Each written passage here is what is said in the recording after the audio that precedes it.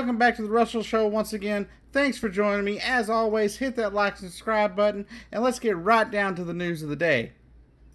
First off, a big thing that happened apparently at Money in the Bank would be Carmella and James Ellsworth basically stealing the Money in the Bank title from the other women in the match by James Ellsworth being the one that actually captured it and then giving it to Carmella.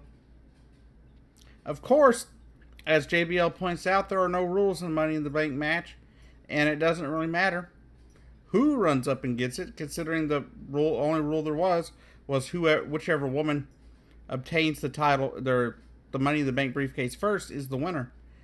And James Ellsworth ran up, got the title, or the briefcase, and gave it and tossed it down to Carmella. Therefore, Carmella is your Money in the Bank winner for the women. You ask me, though, it was kind of annoying. It was kind of a pissy end to what could have been a great match, could have a great ending to it. Much like the men's Money in the Bank match, which was a great finish. I don't really care who won, but it was fun to see AJ Styles get involved with Shinsuke Nakamura. It was a great match all around, without really much of a downer ending. It was a good finish, whether you like the guy who won or not. But in the women's match, this was just kind of lame. You've got some guy who is the manager who hasn't done any wrestling since Survivor Series, really. And he's just the manager for Carmella. And he runs up there and he does all the work. Now, it's normal for a manager to do a lot of work, but it's not normal for a manager to run up the ladder at the Money in the Bank ladder match and give it to somebody else. Except if you're thinking about maybe Kane and Seth Rollins a few years back, where Kane was very integral in Seth Rollins winning that briefcase. But we'll see what Shane McMahon and the GM do on tonight's episode of SmackDown Live. Another big thing that happened at Money in the Bank as well, was the return of Maria. As she stated, the First Lady of the WWE is back after searching 7 years for the right man and love, and she and her new man Mike are going to show you and the SmackDown universe and all the WWE universe how to love in the most cringe-worthy appearance I have seen on a WWE television show in ages. I could not believe how cringe-worthy it was. It made me want to puke. But hopefully it gets better. Hopefully it's not as bad as it looks.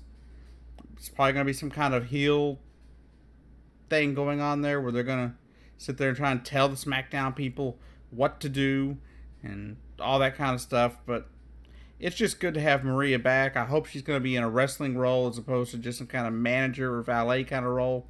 I hope she's there for a good amount of time, and I hope she's there to actually wrestle and be part of the women's division, because I believe she'd be a great part to the WWE SmackDown Live women's roster, is if she's actually going to be wrestling. That said, moving on to the next bit of information. One last little thing happened on Raw last night. Finally, it was discovered who's been beating up Enzo, and apparently Big Cass faked it at some point when he was getting beat up, because it turns out that Big Cass is the culprit behind the times that Enzo got beat up and he got beat up, which is kind of interesting, to say the least. Personally, I really wish they would have flushed it out a little more, maybe added a little more suspense to it. Going into SummerSlam, had the big blow-off at SummerSlam, but it's the WWE, and what can you say? They're never going to do anything the way the fans expect or want. The truth is, the WWE needs longer storylines. The best storyline that I've seen in the last few years was the Randy Orton and Bray Wyatt thing. Even though you knew the ending and how it would go, they at least built the storyline for almost a year before they blew it off. It was a great story, and they could have had a great story here. Forget the fact that it didn't go the way I would have written it, which would have been